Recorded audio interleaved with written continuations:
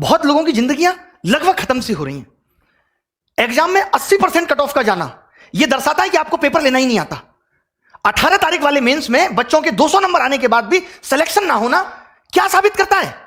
कि जान निकाल के रख दूं पेपर के अंदर तब मेरा सिलेक्शन होगा। कल जब से 18 का रिजल्ट आया है 19 का 2019 एग्जाम में 18 तारीख वाले बच्चे इस तरीके के मैसेज कर रहे हैं कि सर मैं सुसाइड कर रहा हूं, मुझे बचा लो।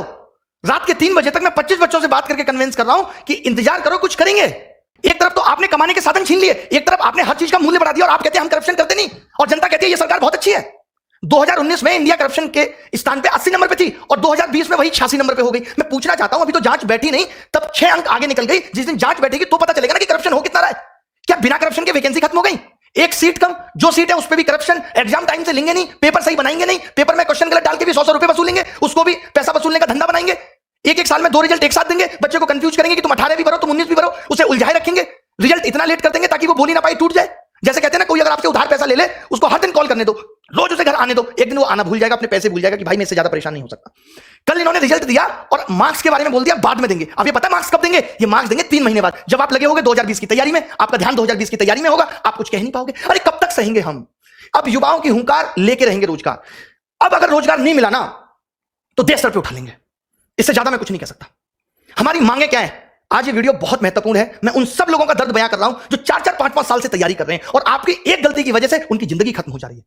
एज रिकॉग्निंग इशू लगातार 2015-16 तक एज अगस्त से काउंट होती थी। अभी कोरोना काल था, आपको छूट दे सकते थे, लेकिन आपने फिर से 1 जनवरी से एज काउंट कर दी। नहीं होने देंगे, आपको अगस्त से वापस काउंट करनी पड़ेगी। एक छोटी सी गलती, अभी जो लोग नए जुड़ेंगे, जिनको पता नहीं है एसएससी के बारे में, मैं उन लोगों को बता दूं कि ये एक मेंस के पेपर को 3 दिन में लेते हैं। 15, 16, 18।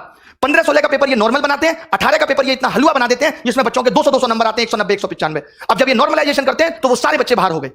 अब आप एक बात बताइए, जिस बच्चे का नॉलेज बहुत अच्छा था, जो खुद से 200 नंबर ला सकता था, जो बच्चा खुद से 200 नंबर ला सकता था, वो अपना पेपर 1.25 घंटे में करके बैठ गया, तो आपने उसका स्किल कहां टेस्ट किया? वो तो पौना घंटा उसका बर्बाद हो गया पेपर के अंदर। और अब आप कह रहे हो कि आपके जो 200 नंबर थे वो उन बच्चों के मुकाबले कम है और उनको आपने 160 पे ला दिया और उन किसी बच्चों का सिलेक्शन नहीं हुआ। ये कहां की इंसानियत है?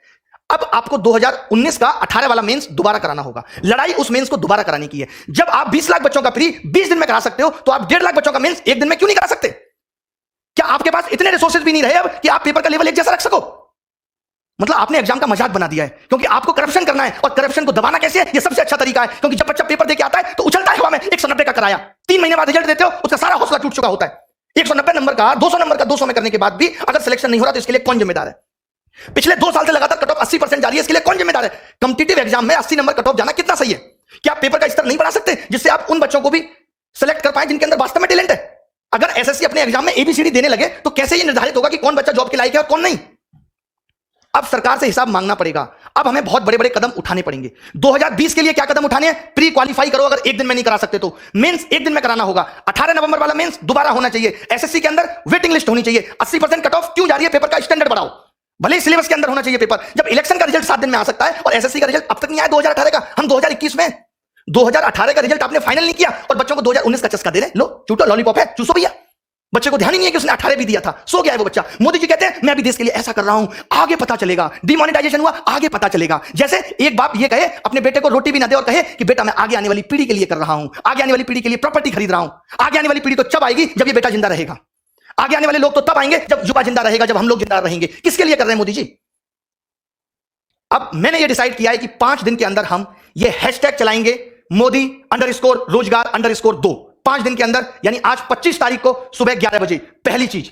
और जितनी भी आप देखिए, ये मीडिया जो है पारी हो रही है, ये दिखाती है। ये मीडिया श्वेता का ऑडियो वायरल हो गया, ये दिखाती है। ये मीडिया विनोद दिखाती है। ये मीडिया जोमेटो वाला सोनू दिखाती है। ये मीडिया तैमूर ने किस कलर का कच्चा पहना, ये दिखाती है। इस मीडिया को ये नहीं पता कि युवाओं का दर्द क्या है। अगर मीडिया ने ये टॉपिक नहीं दिखाया, ये अनफेयरनेस नहीं दिखाई, तो आप सबको मेरी कसम है कि सारे मीडिया चैनल्स की वीडियो को जाके रिपोर्ट करो। हम दिखाएंगे कि इनका आईटी सेल हमारी ताकत के सामने कितना तुच्छ है और हम क्या कर सकते हैं। मेरी सब युवाओं से गुजारिश है कि आप सब इनकी वीडियो जोमेटो वाला सोनू दिखाती है। ये मीडिया तैमूर ने किस कलर का कच्चा पहना, ये दिखाती है। इस मीडिया को ये नहीं पता कि युवाओं का दर्द क्या है। अगर मीडिया ने ये टॉपिक नहीं दिखाया, ये अनफेयरनेस नहीं दिखाई, तो आप सबको मेरी कसम है कि सारे मीडिया चैनल्स की वीडियो को जाके रिपोर्ट करो। हम दिखाएंगे कि इनका आईटी सेल हमारी ताकत के सामने कितना तुच्छ है और हम क्या कर सकते हैं। मेरी सब युवाओं से गुजारिश है कि आप सब इनकी वीडियो को जाके डिसलाइक करिए, इनको मजबूर कर दीजिए लाइक डिसलाइक बटन को बंद करने के लिए। इतने कमेंट करिए, इतनी वीडियो इनकी रिपोर्ट करिए, मोदी जी की मन की बात को डिसलाइक करिए।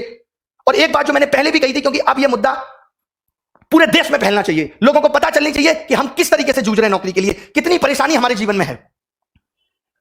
लोग कहते थे सरकार कह रही है ट्विटर ऐप भी बंद हो जाना चाहिए। वाह, कमाल की बात है। मतलब अब इस डेमोक्रेटिक देश में अपनी आवाज उठाना भी दुश्वार हो गया है। आप नहीं कह सकते, आप मर जाइए, आप सुसाइड कर लीजिए, आप जिंदा मत रहिए, बट आप अपनी आवाज नहीं उठा सकते। ये कुछ कुछ मुझे ऐसी बात याद आ रही है, जब मेरी गर्लफ्रेंड से कोई लड़का बात करता था तो मैं उसको नहीं समझा सकता, उस लड़के को जाके कहता था तू उससे बात मत कर। बहुत बढ़िया।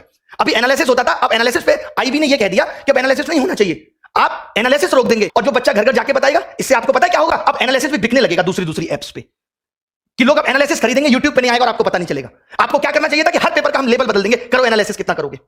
आप अच्छा कुछ नहीं कर सकते। मतलब सरकार ने जॉब देने को इतना फॉर ग्रांटेड ले लिया है कि इससे उनको कोई मतलब नहीं है किसी की जॉब लगे किसी की नहीं। जब इस देश में चुनाव दोबारा हो सकता है तो 2019 का 18 नवंबर वाला पेपर भी दोबारा हो सकता है, और क्यों ना हो। आपने ऐसा पेपर क्यों बनाया कि बच्चे के 200 नंबर आए, और जब बच्चे के 200 नंबर आए तो आपने उसे क्यों बाहर कर दिया, किस बेसिस पे आपने उसे बाहर कर दिया, हमें इसका जवाब चाहिए। अब रिफॉर्म्स होके रहेंगे। जितने भी सोशल मीडिया के इन्फ्लुएंसर हैं, जितने भी, हम एक एक क्या नाम लूं, मेरी इन सबसे गुजारिश है कि हमारा साथ दीजिए इसमें। जितने भी बड़े बड़े टीचर हैं जिनको लोग बहुत जानते हैं, उन सबसे मेरी गुजारिश है कि आप वीडियो बनाएं। मैं स्पेशली नाम लेता हूं यहां पे लोगों का, ताकि वो लोग वीडियो बनाएं। ऐसे लोग जो हमारा साथ दे सकते हैं, जितने भी वाइन्स बनाने वाले बड़े बड़े लोग हैं, उन सबसे, जिनके आप फैन हैं, उन सबको कहिए कि हमारा साथ दीजिए। और सबसे बड़ी चीज ये है कि ट्विटर पे हम ट्रेंड क्यों कराना चाहते हैं। ट्रेंड तो ट्विटर पे एक दिन में खत्म हो जाएगा, कोई निष्कर्ष बहुत बड़ा नहीं निकलेगा। हम ये चाहते हैं कि इतनी ये बात फैल जाए, हम इतने इनके वीडियो डिसलाइक कर दें, इतनी बुरी तरीके से हम मीडिया चैनल को बॉयकॉट कर दें, इतनी बुरी तरीके से हम इनकी मन की बात को बॉयकॉट कर दें कि मजबूर हो जाए कि हमसे बात करें। और जब ये बात करेंगे तो हम ये अपने 5 मुद्दे बताएंगे, बहुत बड़े मुद्दे नहीं है ये। मैं तो बहुत हिम्मत समझता हूं बच्चों की। निकल लिए होते हम तो, कहीं रेडी लगा रहे होते, रिक्शा चला रहे होते, अगर हमारी स्थिति ये होती तो। कैसे आप बर्दाश्त कर रहे हो, कैसे उस घुटन में जी रहे हो, कितना मजबूर करोगे भाई। कहते हैं ना मोदी जी, एक बात ध्यान से समझना, किसी को उतना ही जलाओ कि वो आग आपको ना जला दे। जब एक रबर को खींचते हैं ना,